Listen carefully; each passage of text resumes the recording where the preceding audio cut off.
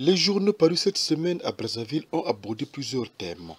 En politique, le quotidien Les Dépêches de Brazzaville du 12 mai titre « Législative et locale 2022 ». Le dépôt des dossiers de candidature a débuté le 11 mai. Le journal précise que cela est conformément à l'article 62 nouveau de la loi électorale que tout candidat aux élections législatives doit faire une déclaration de candidature légalisée comportant entre autres l'identité et le versement d'une somme de 1 million de francs CFA au trésor public, une somme non remboursable.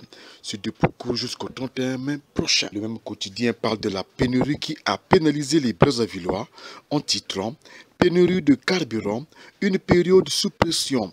Dans la manchette, on peut lire « Depuis une semaine environ, c'est une pénurie de carburant qui met à mal le déplacement dans la ville de Brazzaville ».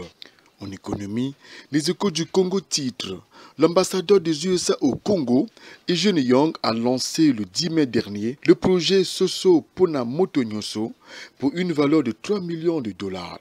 Le journal précise que c'est une solution durable pour augmenter la production de volailles au Congo et améliorer le bien-être socio-économique des communautés. Plusieurs villages baignent dans le noir alors qu'ils abritent des infrastructures de production d'énergie, titrent toujours les Échos du Congo. Le journal précise, les habitants des villages Tikano, Bondi, Mbuku, Tikatonga, Tondou, Luango et autres, dans le département du Kwilu exigent leur droit à l'électricité. Ils affirment que l'électricité était bien nationale et que tout le monde doit y avoir droit. Congo Media Time, quant à lui, titre « Des ONG dénoncent l'accord de cession des terres au Rwanda ». Le média précise, dans une lettre ouverte adressée au président congolais Denis Sassou Nguesso, un collectif d'organisations congolaises de défense des droits de l'homme a demandé une révision de l'accord cadre signé entre le Congo et le Rwanda le 12 avril dernier à Brazzaville. Pour Franck Aubin Tchibinda, directeur exécutif de l'OCDH, membre de ce collectif, cette cession est une violation manifeste de la Constitution, souligne Congo Media Time. Toujours Congo Media Time, titre « La ministre des Affaires sociales au chevet des victimes des intempéries ».